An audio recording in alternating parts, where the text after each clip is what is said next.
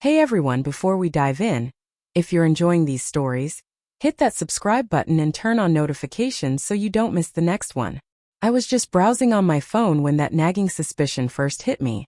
It began subtly, something I could almost chuckle about at first.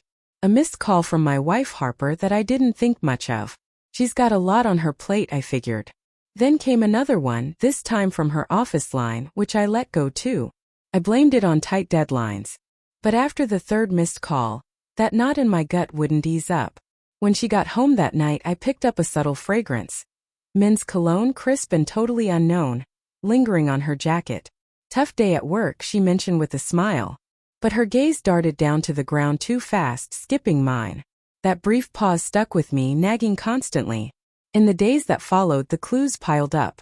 Her phone, which she'd normally toss on the counter without a care, now never left her side. Password protected, notifications silenced. This new focus on secrecy seemed so unlike her. I started doubting myself at first, the logical side kicking in. Am I overthinking this? Am I making it all up? But every reason she gave, late-night meetings, demanding clients, built-up stress, sounded forced, like lines from a script I couldn't follow anymore. One evening, I lay awake faking sleep, tuning into the soft glow from the other room. A quiet, personal giggle drifted through the wall. Not her typical one. Then I caught a name, Alex. My insides twisted. The sensible voice in my head tried to brush it off, to insist it was nothing, but inside, a chilling certainty was building, gripping tighter with each pulse. I attempted to bring it up lightly once during breakfast. You've been staying late a bunch lately, I mentioned, trying to keep my tone steady despite the doubt churning within. She grinned and waved it away, but I saw her fingers shake a bit as she grabbed her mug. That small shake solidified what I'd been pushing away. The tipping point hit on that Friday. I needed to grab some documents from her workplace, a task she'd specifically asked me to handle. The elevator ascent dragged on forever, every ding amplifying the anxiety I'd been holding back for days. Stepping into her office, the sight stopped me cold. She was perched way too near her boss, Alex, sharing a laugh, tilting toward him in a familiar way, their fingers grazing over some paperwork. They didn't spot me right away. My heart squeezed, my throat stung, and a rush of shock flooded through me. I reflected on all those mornings she'd murmur, "I love you," softly in my ear. The cozy evenings wrapped up together. The future plans we'd talked about. In an instant, they all seemed fake. I cleared my throat loudly, the noise cutting and pointed. They both glanced up. The look on her face, surprise, remorse, perhaps even panic, paled next to the turmoil raging in me. What's going on here? My words came out low, shaking not from frailty, but from the depth of pain I couldn't express. She stumbled over explanations, but they crumbled like thin glass. Alex kept his eyes down, quietly admitting what I'd already figured out. Right then a part of me shattered. Not only the faith we'd built, but the picture of my life I believed in.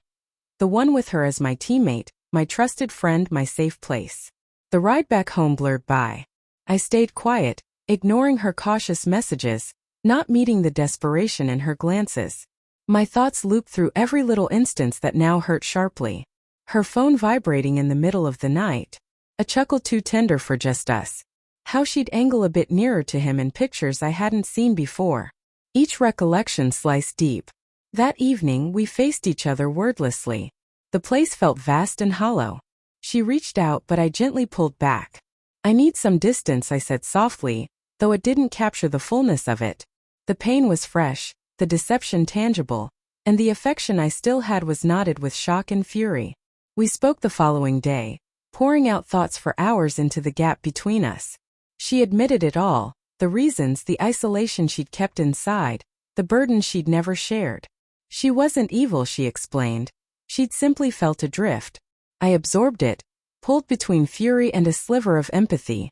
Her regret was genuine. Her sorries raw but sincere. Ultimately, I decided from a place of self-preservation, not spite. We separated calmly. No big scenes, no bitter actions, just a gradual unraveling of a life I'd seen as solid. As I moved on, grief hit hard, sure, but so did an odd sense of freedom. When trust breaks, it clears space for truth. And for the first time in ages, I could inhale without faking that all was fine. I've come to a harsh but clear truth. Love doesn't overlook infidelity without struggle. And protecting your own worth is the true guide when the foundation you relied on falls apart. She'll carry the weight of her decisions. I'll carry mine, both holding remnants of who we used to be. And in that silent sorrow I discovered a spark of resilience. Delicate yet real. A commitment to myself that betrayal won't shape my future.